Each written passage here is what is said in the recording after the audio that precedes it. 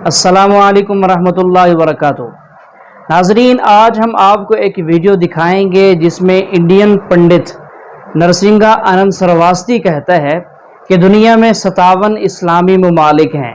तमाम मुल्कों के मुसलमान ज़कात का पैसा इकट्ठा कर रहे हैं और उनका ये मिशन है कि ग़ज़वा हिंद में वो ज़कात का पैसा इस्तेमाल करेंगे। ये बात याद रखिएगा कि ये नरसिंगा आनंद सरवास्ती इस्लाम का, मुसलमानों का सख्त मुखालिफ है। तो आइए सुनते हैं डॉक्टर जाकिर नाइक साहब से कि वो इसके बारे में क्या कहते हैं। 200 करोड़ मुसलमान, 57 देश, उनका एक ही सपना है कि पहले गजवाए हिंद हो और उसके बाद गजवाए आलम हो। आज देखिए, इस्लाम की रणनीतियां बदलती रही हैं। एक समय गजवाए हिंद उनका बहुत बड़ा सपना था, लेकिन लक्ष्य नहीं था।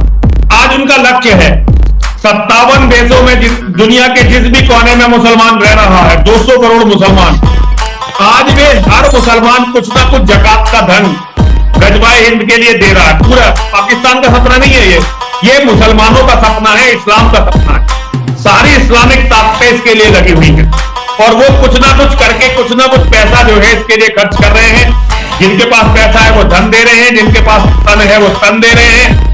हर तरह से वो गजवाए हिंद पर लगे हुए हैं। ये अपना हिंदुस्तान में जो है, पहले हिंदुज़म आया, बाद में बुद्धिज़्म आया, बाद में जैनिज़्म आया और लास्ट में जाके सिखिज़्म आया। ये सब में कभी भी ऐसा झगड़ा लफड़ा बिपड़ा कुछ भी नहीं हुआ। इधर से जितना भी आया, जैसे जूइश है, बाद में क्रिश्चियंस है, बाद में इस्लाम है, ये तीनों में 1400 साल होने के बाद भी अभी तक क्यों लड़ाई झगड़े हैं? पहला सवाल ये है। दूसरा सवाल, आप जो टेररिस्ट का जो भी कुछ डेफिनेशन दिए वो तो ठीक है, जान दे दो, मगर टेररिस्ट लोग इस्लाम को बदनाम करते। कुछ भी हो, आप उसके अगेंस्ट ये जो काम कर रहे हैं ये बहुत अच्छा है। दूसरी बात, ये अभी जो इराक में वो अच्छा काम नहीं किए। कोई भी हो, मुसलमान हो, हिंदू हो, रिलीजियस प्लेसेस को ऐसा नहीं करना चाहिए। जरा बराबर से सवाल। भाई साहब ने 2 सवाल पूछा है। पहला सवाल पूछा है कि हिंदुस्तान में पहले हिंदू धर्म आया, हिंदुज़म आया, फिर बुद्धिज़्म आया, फिर जैनिज़्म आया, फिर सिखिज़्म आया। लफड़ा झगड़ा नहीं हुआ, लेकिन ये जुडाइज़म, क्रिश्चियनिटी, इस्लाम में हमेशा झगड़ा है। क्यों? आप शायद अपने मज़हब के बारे में नहीं जानते। आपने महाभारत पढ़ी? महाभारत पढ़ी आपने? पूरी महाभारत में झगड़ा ही झगड़ा है।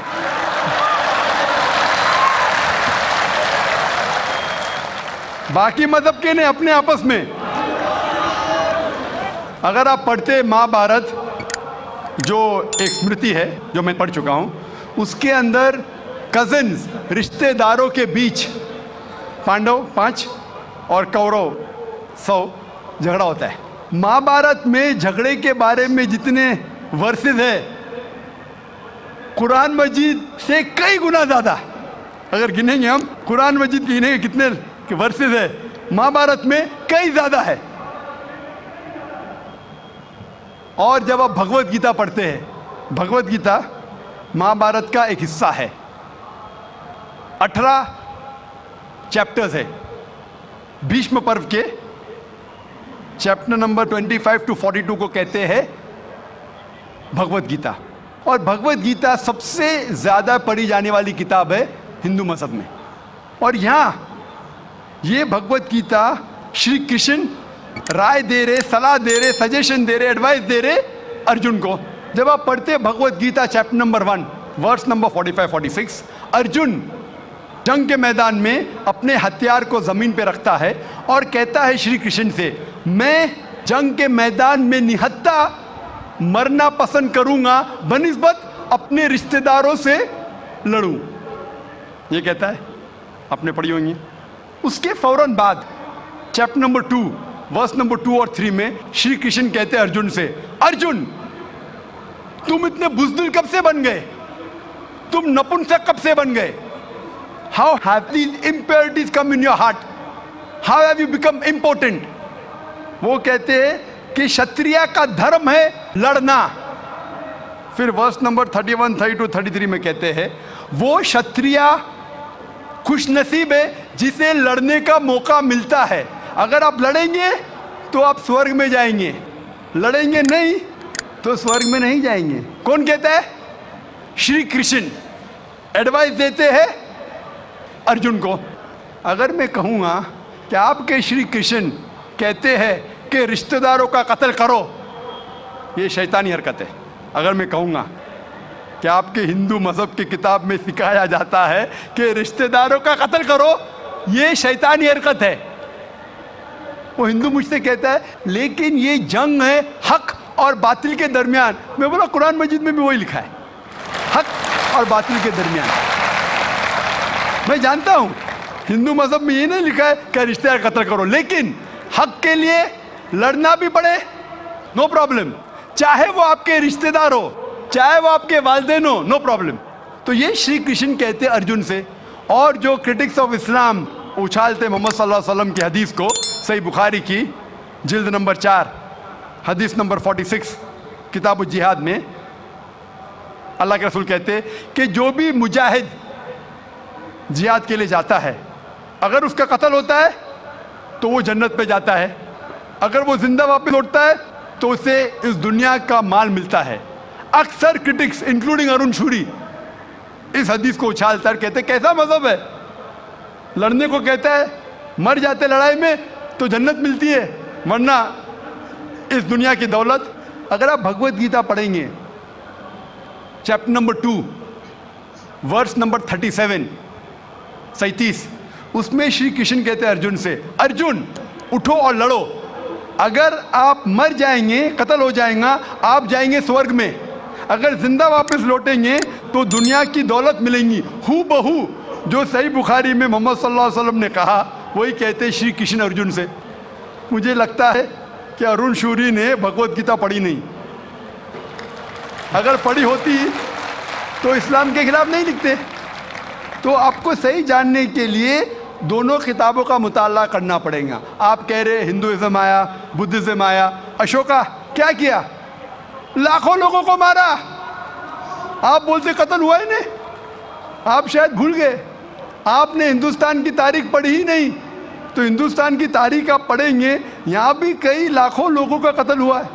ना ही सिर्फ महाभारत के अंदर लिखा है, आप देखेंगे अशोका फिर वो दुनिया को त्याग करता है और फिर वो संत साधु बन जाता है, लेकिन पहले तो कत्ल किया किसने? तो आप देखेंगे हिस्ट्री में यहाँ भी कत्ल हुआ, जुडाइज्म में भी है, क्रिश्चियनिटी में भी है, इस्लाम में भी है। जहाँ भी आप देखते कुछ जगह जो झगड़ा हुआ, लड़ाई हुई, वो हक और बातिल के दरमियान, सही है। और कई जगह आप देखेंगे मासूम लोगों का कत्ल किया गया। आप जानते हैं in the history of the world, in the name of religion, मजहब के नाम पे जो सबसे ज़्यादा कत्ल किए वो क्रूसेडर्स ने, ईसाईयत के नाम पे लाखों लोगों को कत्ल किया, ईसाईयत के नाम पे।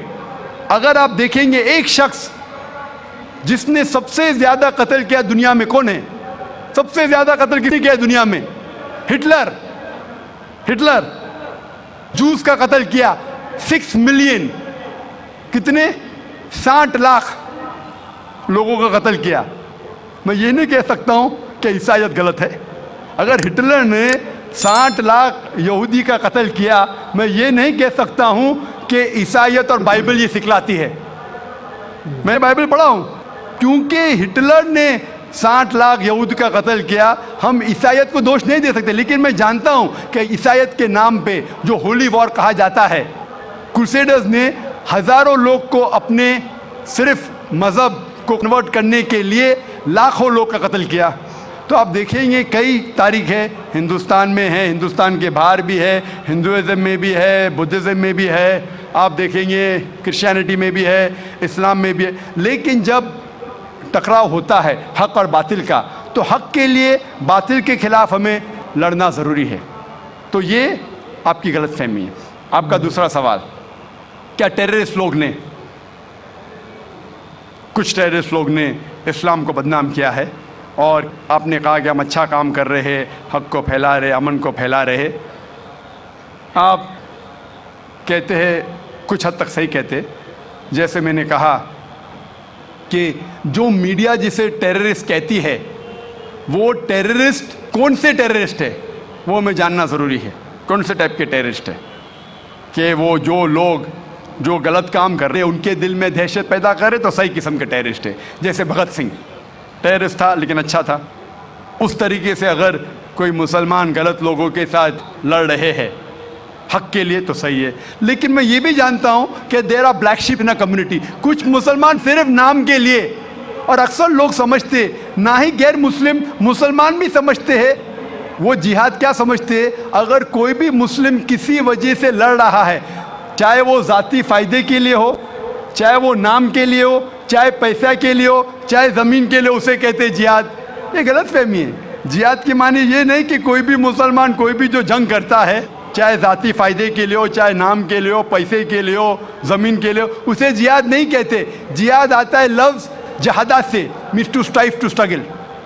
जिहाद इस्लामिक टर्मिनोलॉजी में to fight against one's own evil inclination, हमारी खुद की गलत नफ्स से झगड़ना, जिहाद करना, उसे कहते हैं सही जिहाद। माशरे को सुधारना को कहा गया है जिहाद। जंग के मैदान में सेल्फ डिफेंस में लड़ना उसे कहा गया जिहाद। तो मीडिया इसे गलत फैला रही है। अगर आप जानना चाहते हैं कि सही में टेररिस्ट कौन है जो सही तौर पे मासूम लोग के दिल में दहशत पैदा कर रहा है, नंबर 1 टेररिस्ट आज की तारीख में, पुरानी बात छोड़ दीजिए, आज के तारीख में मासूम लोगों के दिल में दहशत पैदा कर रहा है, मेरे हिसाब से नंबर 1 टेररिस्ट है जॉर्ज बुश। आप जानते हैं कि सबसे ताकतवर मुल्क यूएसए, सबसे कमजोर मुल्क अफगानिस्तान पे बम फेंक रहा है। ये क्या मर्दानगी है क्या? इसे मर्दानगी कहते हैं। बम फेंक रहा है ऊपर से, और हम देखते हैं किसके लिए इल्ज़ाम लगाते बिन लादेन पे। मैं बिन लादेन का दोस्त नहीं हूँ, मैं ये नहीं कहता हूँ बिन लादेन अच्छा है क्या बुरा है। ओसामा बिन लादेन को मैं मिला नहीं हूँ, मैं जानता भी नहीं हूँ, तो ये मैं नहीं कहता हूँ कि ओसामा बिन लादेन टेररिस्ट है क्या नहीं। लेकिन अगर मान भी लो, जितने प्रूफ है सब गलत है। अफगानिस्तान बोलती है यूएसए से आप हमको प्रूफ दो, वो प्रूफ देते मुशर्रफ को, टोनी ब्लेयर को। प्रूफ मांग रहे अफगान लोग, दे रहे मुशर्रफ को, टोनी ब्लेयर को। ये किधर का इंसाफ है? क्योंकि उनके पास प्रूफ है ही नहीं। अगर मान भी लो बहस के तौर पे, फॉर सेक ऑफ आर्ग्यूमेंट, अगर एक शख्स ने ऐसा गलत काम किया, आप एक शख्स के लिए क्या सारे देश के ऊपर बम डाल सकते? 1000 लोग का कत्ल कर रहे, क्या हक है उनको? फिर जाते इराक के पास 1000 लोग को मारते। मैं ये नहीं कहता सद्दाम हुसैन अच्छा इंसान है, मैं ये नहीं कहता हूँ, मैं जानता हूँ काफ़ी गलतियाँ की, लेकिन जो इराकी लोग सद्दाम हुसैन के टाइम पे जो उनको तकलीफ हो रही थी, अभी उससे कई ज़्यादा हो रही है, कई ज़्यादा। कौन कर रहा है? George Bush. ये तो मैंने 5 साल पहले कहा था ऑस्ट्रेलिया में, जब मुझे अमेरिकन कॉन्सुलेट ने पूछा था सवाल कि do you consider Osama bin Laden terrorist, तो मैंने उस वक्त कहा था, चंद महीने बाद, 2-3 महीने बाद, 11 सितंबर के बाद, I consider number 1 terrorist to be George Bush, और हेडलाइंस में आया था। आज तो कई लोग कहते हैं कि जॉर्ज बुश टेररिस्ट नंबर 1 है। अमेरिका में भी जब एक सर्वे हुआ था, एक प्राइवेट ऑर्गेनाइजेशन ने सर्वे की थी यूएसए में, जानने के लिए 3 नाम दिए उनने, कौन सबसे बड़ा टेररिस्ट है, Osama bin Laden, Saddam Hussein या जॉर्ज बुश। नंबर 1 हमेशा जॉर्ज बुश है। गैर मुस्लिम भी कहते हैं सबसे नंबर 1 टेररिस्ट है जॉर्ज बुश। सबसे लोएस्ट परसेंटेज उसको मिला 73%, और कुछ लोग ने 78% लोग ने कहा कि terrorist number 1 is George Bush. अभी उन्हें पता लग रहा है 5 साल बाद, 6 साल बाद, मैं तो पहले कहा था। तो आप मुझसे पूछेंगे कि ये मीडिया ऐसे लोग को लेके उछाल रही है और मीडिया बदनाम कर रही, जो हालात हो रही है, कोई भी मजहबी, चाहे टेम्पल हो, चाहे चर्च हो, चाहे मस्जिद हो, कुरान में लिखा है उसको डिस्ट्रॉय नहीं करना चाहिए। कोई भी, कुरान की आयत है, do not destroy temples, churches, places of worship, गलत है, तो कुरान में भी लिखा है। तो कोई भी शख्स ये करता है, टेम्पल या मस्जिद या मोनेस्ट्रीज या सिनेगॉग्स को तोड़ता है, तो ये इंसानियत के खिलाफ है और कुरान मजीद के खिलाफ भी है। Hope that answers the question.